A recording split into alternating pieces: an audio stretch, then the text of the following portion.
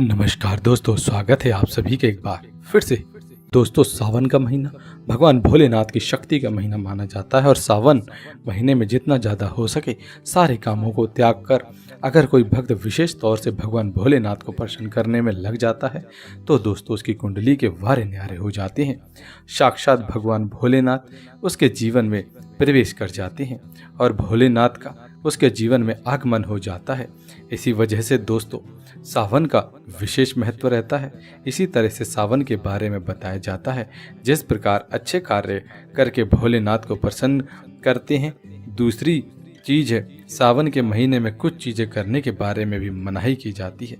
इन चीज़ों का अगर आप सावन के महीने में पालन करते हैं, परिवार में खुशियाँ रहती हैं, अन्यथा आपको दुखद प्राप्ति हो सकती है। इतना भी जरूरी क्यों ना हो, आप इन चीज़ों को किसी भी व्यक्ति को भूल से भी ना दें।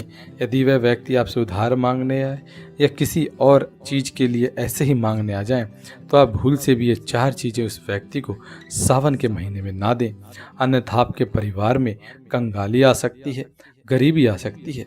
तो आइए हम आपको बताते हैं। दोस्तों, आगे बढ़ने से पहले हम आपसे रिक्वेस्ट करते हैं, वीडियो को लाइक करिएगा, दोस्तों के साथ शेयर कर दीजिएगा। चैनल पर पहली बार आए हैं तो चैनल को सब्सक्राइब कर बेल आइकन जरूर दबाइएगा। दोस्तों, आज के समय में उधार देना या लेना हर व्यक्ति के जीवन में जरूरी हो गया है।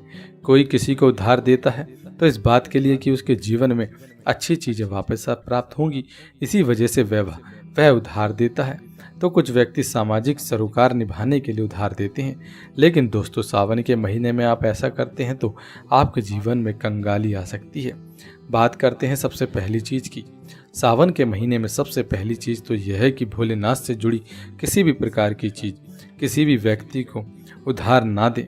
जैसे कि भोलेनाथ से जुड़ा किसी भी प्रकार का फल, भोलेनाथ से जुड़ा हुआ किसी भी प्रकार का वस्त्र, भोलेनाथ से जुड़ा किसी भी प्रकार की पूजन सामग्री आप भूल कर भी किसी दूसरे व्यक्ति को उधार या दान के तौर पर ना दें, क्योंकि ऐसा माना जाता है कि यदि आप इस प्रकार की सामग्री किसी को देते हैं तो आपके घर से भोलेनाथ दूसरों के घर चले जाते हैं और आपको वह प्राप्त नहीं हो पाता जो आपको भोलेनाथ देना चाहते थे। तो सबसे पहले इस बात का ध्यान रखना चाहिए कि इस तरह सावन का महीना धन प्राप्ति का महीना माना जाता है। भोलेनाथ साक्षात आपके घर के अंदर आगमन करने के लिए आते हैं। तो आपको इस बात का विशेष ध्यान रखना चाहिए कि सावन के महीने में भूल कर भी कोई व्यक्ति आपसे उधार मांगने के लिए आता है तो आप उसे उधार रुपए नहीं दें और सावन में किसी अन्य व्यक्ति से उधार ना लें। ऐसी मान्यता है कि आप सावन के महीने में किसी को उधार देते हैं या लेते हैं तो वह कभी भी लौट के नहीं आता। आपने कभी किसी व्यक्ति से उधार लिया है तो आपके ऊपर वह उधार चढ़ता चला जाता है और वह चुक नहीं पाता और आपसे वह उधार कभी उतर नहीं पाता। इसी वजह से ऐसा करने की सावन के महीने में मनाही होती है। इसी तरह दोस्तों सावन का महीना भगवान भोलेनाथ को दूध अभिषेक करने का पावन महीना माना जाता है।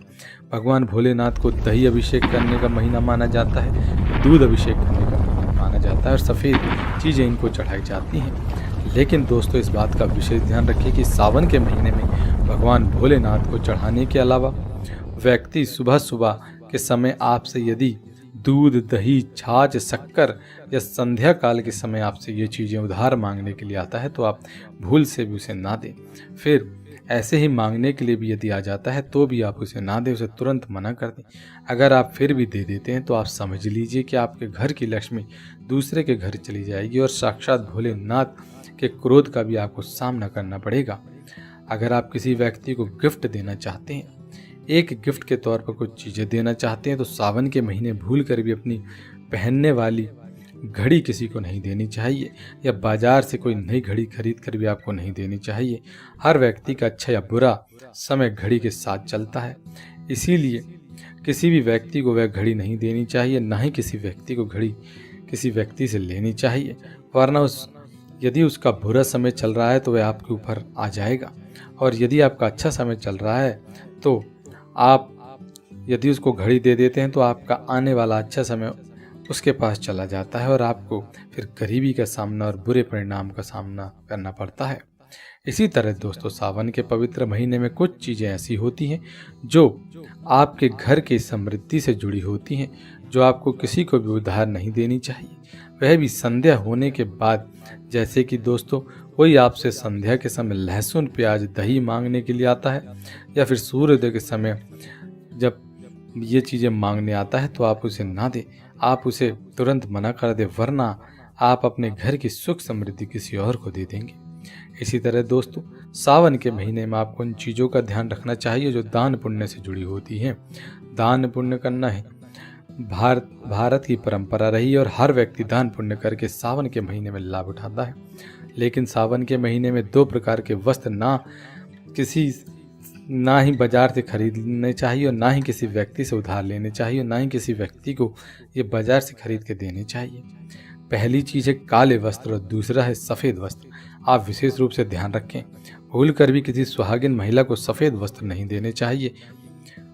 अगर आप ऐसा करते हैं तो उसके वैवाहिक जीवन को यह प्रभावित करता है और उसके वैवाहिक जीवन में दुख आ जाते हैं, तो इसी वजह से इसका ध्यान रखना चाहिए। और दोस्तों विशेष तौर से काले वस्त्र दान के तौर पर, उधार के तौर पर किसी को सावन के महीने में नहीं देने चाहिए।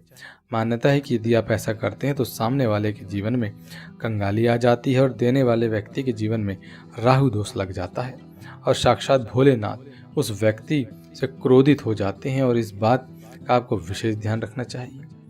दोस्तों महिलाओं की आदत होती है कि जब रसोई में किसी प्रकार का सामान कम या ज़्यादा हो जाता है तो वे अपने पड़ोस में मांगने के लिए चली जाती हैं। लेकिन दोस्तों सावन का यह एक महीना ऐसा होता है जिस समय अगर आप अपने घर की रसोई की चीज़ें किसी अन्य व्यक्ति को दे देते हैं तो आपके घर की शांति सुख समृद्धि दूर चली जाती है। इसमें सबसे मुख्यतः चीज़ें हैं तरल वस्तुएं, जैसे कि तेल, घी, हल्दी। ये चीज़ें सौभाग्य का प्रतीक मानी जाती हैं। इन चीज़ों का घर में होना शुभ माना जाता है। जिस घर में ये चीज़ें होती हैं माना जाता है सावन के महीने में उस घर में समृद्धि आने लगती है। तो सावन के महीने में अपने घर से किसी भी व्यक्ति को यह चीज़ें ना दें। अगर आप यह गलती करते हैं तो देखते ही देखते आपके परिवार पर दुखद परिणाम देखने को आपको मिलते हैं और आपके घर के सुख समृद्धि दूसरे के घर में चली जाती है। इसी तरह सावन के महीने में अगर आप किसी व्यक्ति को दान देने की सोच रहे हैं तो आप नए कपड़े दे सकते हैं। काले और सफ़ेद रंग को त्याग कर जो आपके अपने पहने हुए और आपके पुराने कपड़े हैं वे भूल कर भी किसी व्यक्ति को दान ना दें, और भूल कर भी ये कपड़े किसी को ऐसे ही नहीं देने चाहिए। अगर आप अपने पहने हुए कपड़े किसी अन्य व्यक्ति को दे देते हैं तो याद रखिए आपके पहने हुए कपड़ों के साथ आपकी समृद्धि जुड़ी होती है। अगर वह दूसरों के घर चली जाती है तो आपको कंगाली या फिर गरीबी का सामना करना पड़ सकता है, जो आपके लिए अच्छा नहीं होता और आपके परिवार के लिए भी अच्छा नहीं है। इसलिए सावन के महीने में भूल कर भी किसी व्यक्ति को उधार नहीं देना चाहिए। उधार के तौर पर ये अपने वस्त्र भी नहीं देने चाहिए। अब अगली चीज़ है, सावन का महीना सुहाग के लिए विशेष माना जाता है। तो सुहागिन महिलाओं की माता लक्ष्मी है और माता लक्ष्मी से जुड़ी चीज़ें आपके घर में समृद्धि बढ़ाती है, माता लक्ष्मी का आमंत्रित करने का कार्य करती हैं। तो ऐसी चीज़ें लक्ष्मी से जुड़ी हो जो वह किसी अन्य व्यक्ति को सावन के महीने में नहीं देनी चाहिए।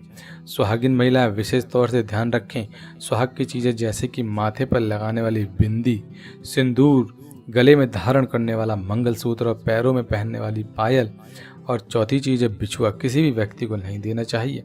यह सुहाग का प्रतीक मानी जाती है। और साथ ही अपनी चूड़ियाँ भी किसी अन्य औरत को नहीं देनी चाहिए। इस बात का विशेष ध्यान रखें।